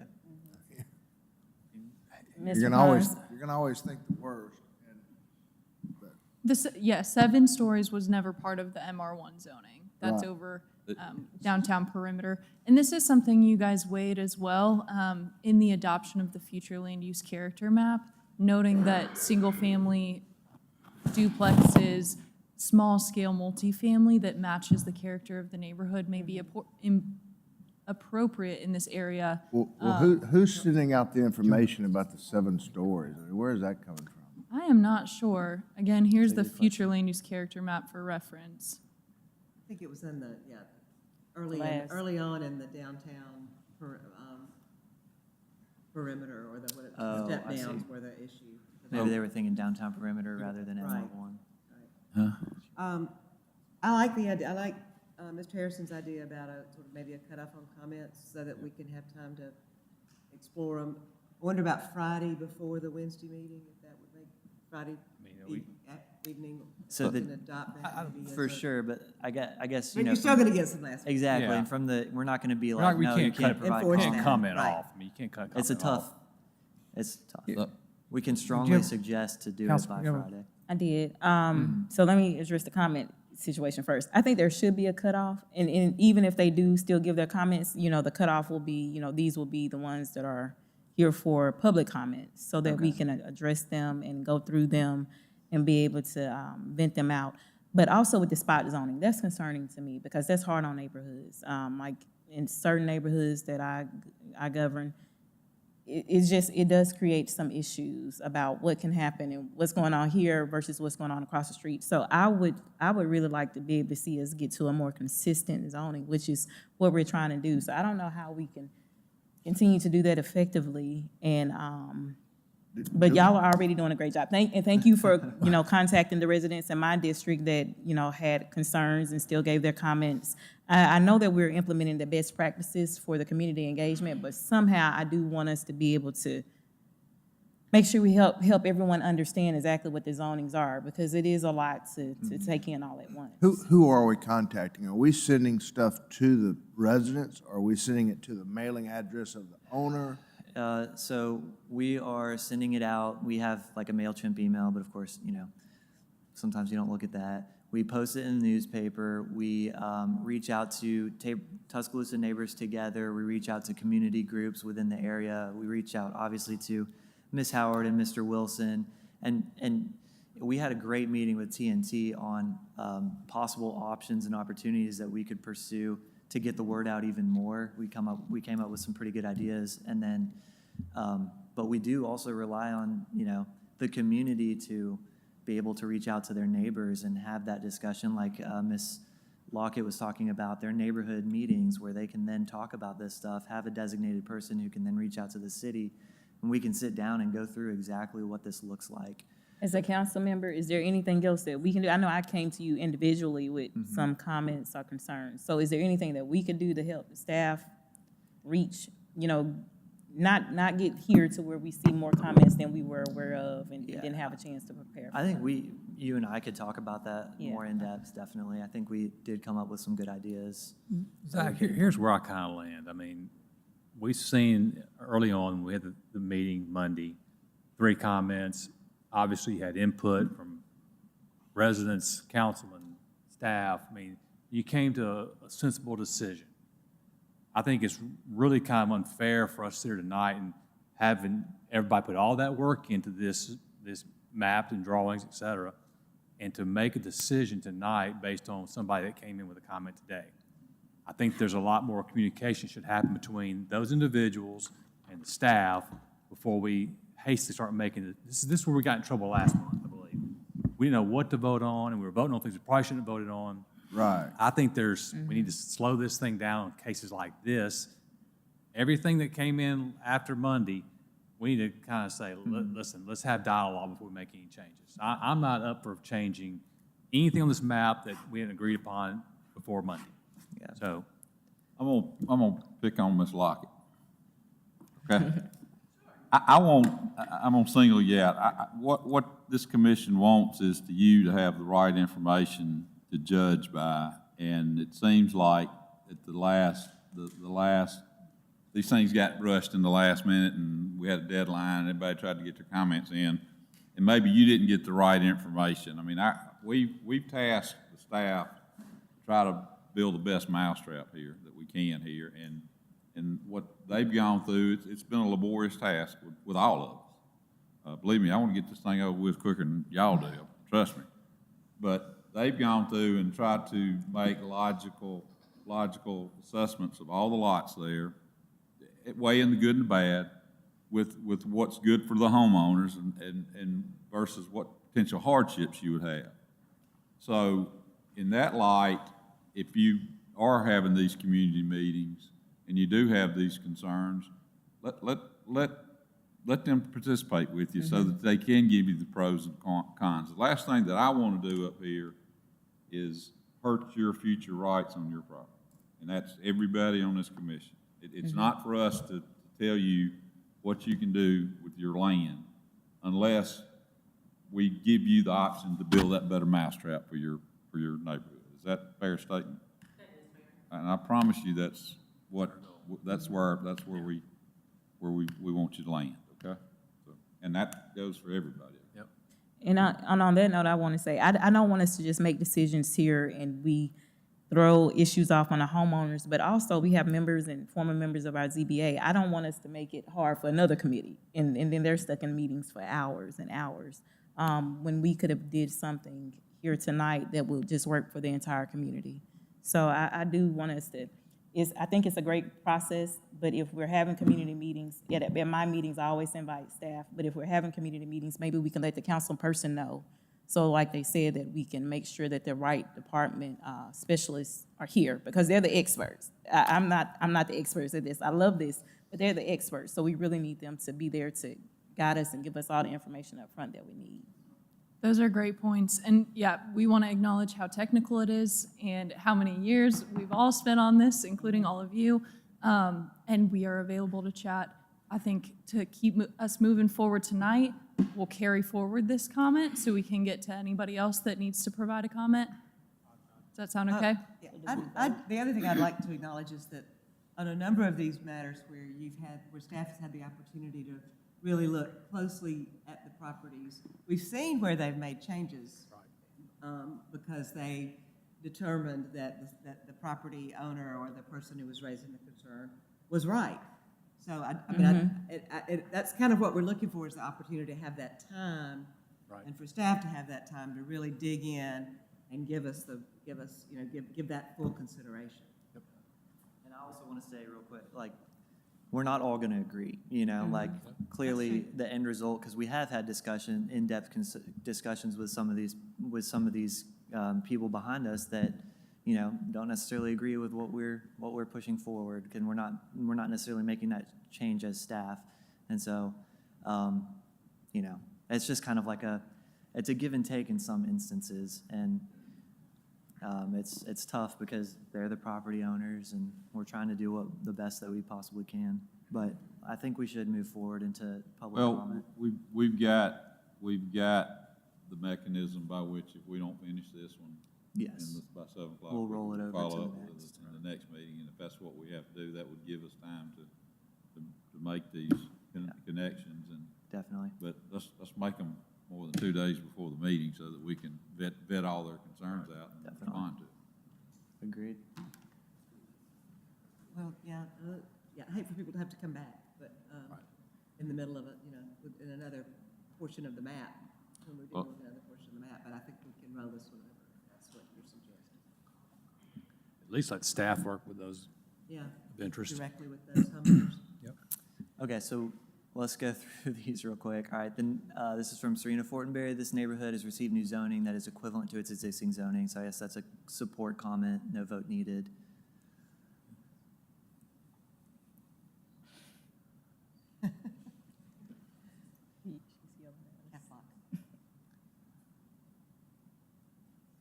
This neighborhood is currently zoned R2. The equivalent zoning in the new code is SFR 2, not 3. I believe we've made this change as staff.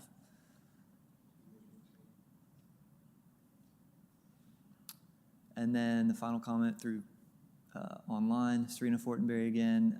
With this exception of the block to the north that has been rezoned to allow townhouses, the rest of the block of this 5-block area on the east side of MLK is zoned R3. The equivalent zoning for R3 is the new zoning code of SFR3, a zoning that permits single-family homes only. MR1 permits single-family residences, duplexes, triplexes, and apartments complexes. It is divergent and not equivalent zoning for these blocks. It's the same area that Mr. Dugat was talking about, right? Yeah, so I think this Again, is I think kind of this is the same, we need to have more dialogue with those parties. Again, touching on the technical aspects of this, we'll note the current zoning code in this area. R3 is going to be what we follow down this column here. You'll see at the bottom,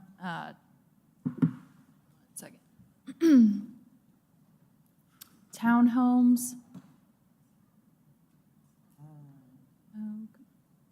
Townhomes and two-family dwellings are currently permitted in PUDs. In R4, apartments are permitted as long as they don't exceed 15 dwelling units per acre, and two-family dwellings are permitted. Single-family dwellings are right here. So that's what we're looking at So that's currently. the current zoning would allow those So that's, yeah, SFR. already. Or R4. And R3. R3 and 4, okay. I It's think, not a that- change. I think these are things that need to be pointed out at those appropriate times.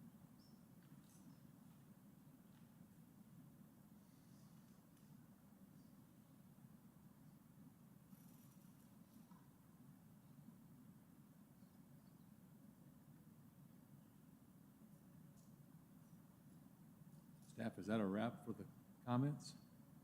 That is all of our online public comments. We will move to our public comments in person. The first person signed up is Leah Taylor.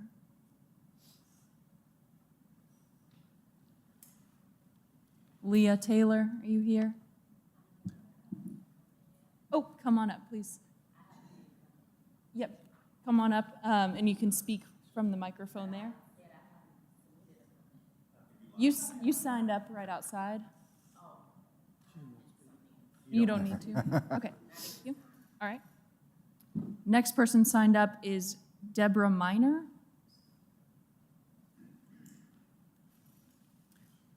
Please come to the microphone and state your name and address for the record. Good evening. My name is Deborah Miner, 117 55th Street East, Tuscaloosa, 35405. My biggest concern is the industrial district that we're planning here. My biggest concern is the pollution and toxicity on the west side of Tuscaloosa. My question is, what type of industry will you be bringing there? Because we already have Goodrich, Hunter Oil, Gaylord. We have a bunch of industries there that's polluting the air. Then on top of that, we have these old homes, 1930s, 1920s, that people are still living in, and which contain all types of stuff, mold, lead, everything that weighs heavily on their brains. So my question is, are we putting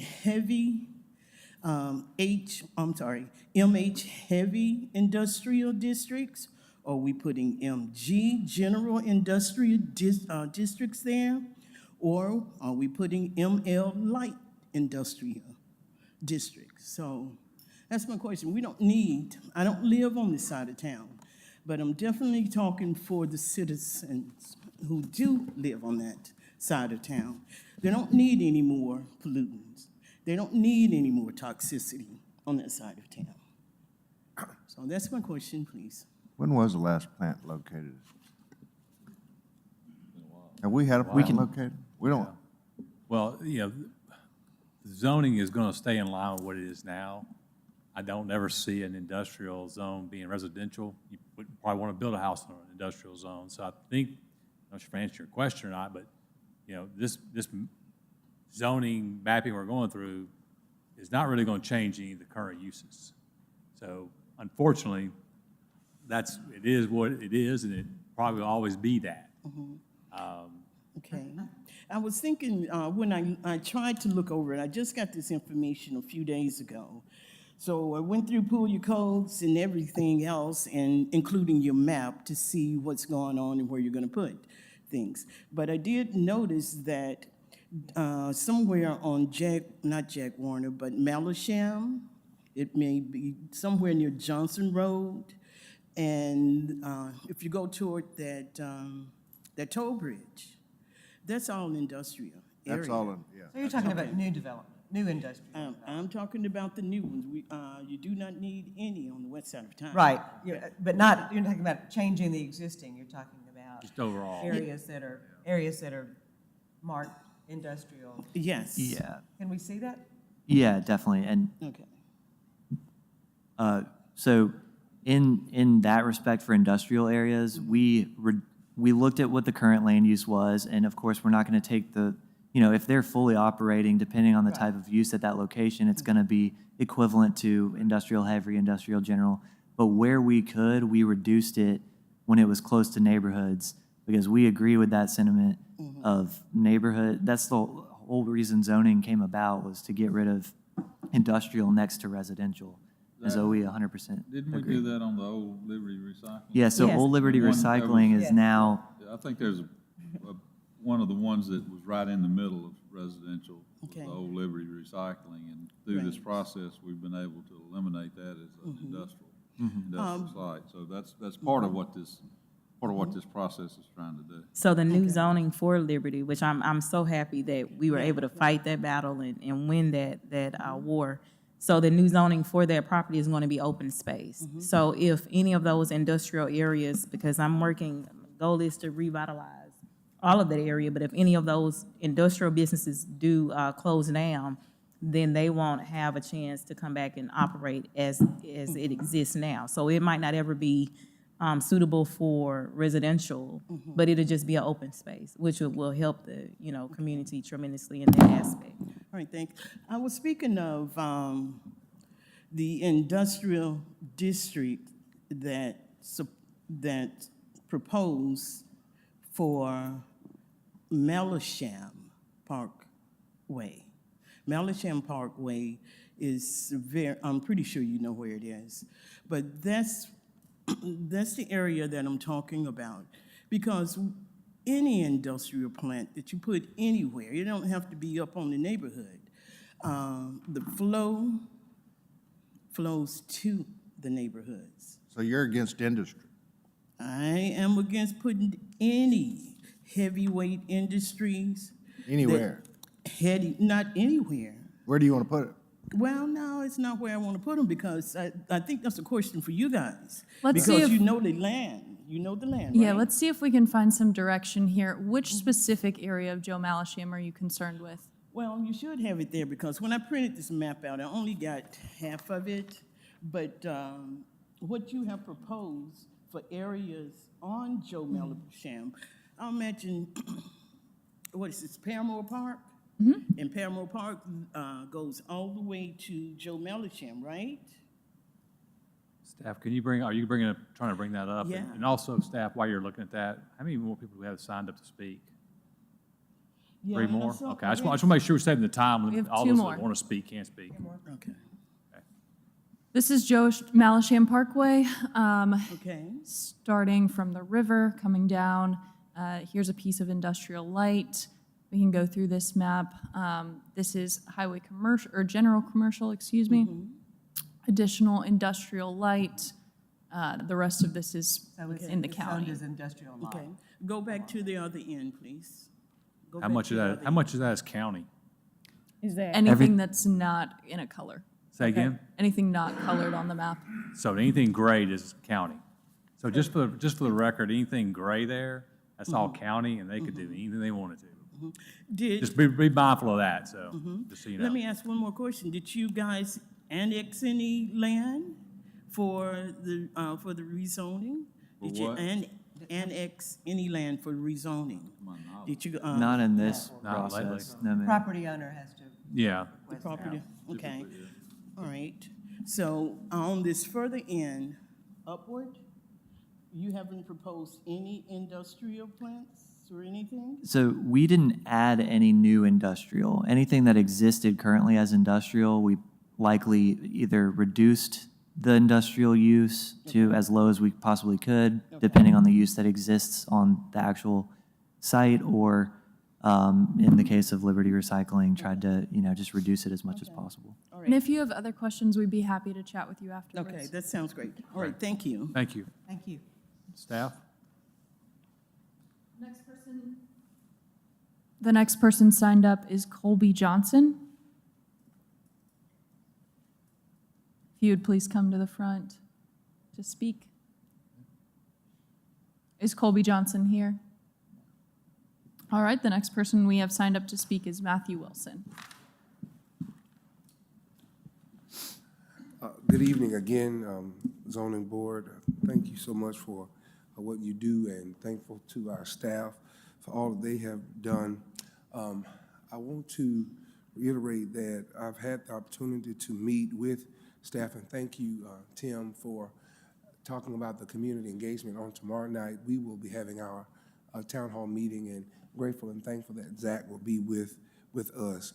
I think area that of concern, I don't know if it was highlighted, but the neighborhoods that we talked about and making sure that they were zoned, how soon or how quick will that reflect on the map? Yeah, so a lot of the areas that we talked about, we did make those proposed changes, but we can, So like, for instance, 11th Street, if you go back to your map, 11th Street, 10th Street, Clinton Drive, 42nd Avenue, the Snow Terrace area, then on the Stillman Boulevard, 43rd Court, 44th Avenue, those have not been changed as I'm currently looking at my iPad. Absolutely, and that's why we're voting on it tonight. Staff has proposed all of those changes as part of the That's the one we slides. met on Monday, and we all agreed Yeah. with, correct? Yeah. so they won't be showing up live, they'll be show up later. as Because I the want changes to, thank you, and I want to be able to show that to the constituents on tomorrow night, Yeah. those changes that we have made, and thank you all so much. Right. Okay, that's all that have signed to speak. We got 8 minutes before this party ends. So, anyone care to make a comment? Because we are going to have a vote on what we've all agreed upon tonight, not what we talked about tonight, but we agreed upon tonight. I think Ms. T&T wants to speak. So, if you'd like to please come forward, make a comment, keep it kind of within a minute or two, be great, so. I didn't want to take the place of people who've come, right, Understand. all that distance to show up. So Joan Barth, 5541 Woodbury Lane, Tuscaloosa, and I'm here tonight to T&T. And so I just want to comment on cutting off public comments. And I don't think that's what you're meaning, I hope. People should be able to make comments on that map as long as it's up and available. But there's a constraint, right, with respect to the staff's time to, consider it and to present it to you. And so my suggestion is that when comments come in late, or there's a whole bunch of them, that at the next meeting, right, then you, just like what your procedures say, you'll take them up at the next meeting. So I would not put on that. We're having so much trouble getting people to engage in this, and Mr. Wilson just did a great job, and we've talked about how to get more people involved. And so I think that's reasonable to let the staff have the time to work through things, and if they come in late, they can't get to them, then we carry them to the next meeting. And then if possible, you could let those people know, like, we're going to take your comment up at the next meeting so they can show up. So I hope that makes sense, because we're really trying hard No, to get it people It does. involved. I would yeah. say if it can't be resolved, No. Yeah, I mean, Yes. most of them can. I think that's what you meant, but it was Right. sounding No. a little Yes. No. different than that. Okay, thank you very much. that wasn't what I meant. I thought we needed a deadline for questions, and I do understand that all questions can't be resolved, and some of them do need to be carried over, but I propose that we have because the staff has to have, I mean, that's why we're here, the majority of these people are here tonight. The staff has to have time to react and respond, and again, most of these comments came in the last 48 hours. For them to be able to respond, I understand, and to me, the carryover is for things that get confused during the process, things that don't get verified during the process, and people who are still concerned about it. Well, with all respect, deadline's- somebody who deadline's comes a here deadline. tonight and brings up a comment who says If it can they, be resolved, we should address it. right, and so that's new things. And I think that that's the same difference as making a comment late. And I think that's just going to be human nature. So I think things that, and maybe they will be resolved, right? So it doesn't keep people from looking at them. But right now, we're trying so hard to get people to pay attention and to come out. And what a great job all of these people did tonight. And you can see, it was hard for you all to go through these comments tonight. The maps It's a can be slow confusing, process. too. The maps can be confusing. So, Yeah. I guess, Mr. Barr, I will say to you, our rules are here from 5 to 7, and if you had got here at 7, you wouldn't have got to speak, because that's our deadline. I agree that we can resolve issues at later meetings if we do have issues, but a logical cutoff time for questions when this map has been up, is up now and is still live, you can start making comments now. Yeah, no, So I that's think all the I more, have to say. I think that there's going to be downstream consequences when people say, when did you rezone my property, right? And so we just want to make it available and that you can deal, and there will be, when the city council approves it, there'll still be comments will be coming in, right? I personally think, and our time's up, and I'll let you go after this, but I personally think that this commission has shown tonight that we're trying to do the right thing by agree. slow rolling this thing. But we've got to have participation from you.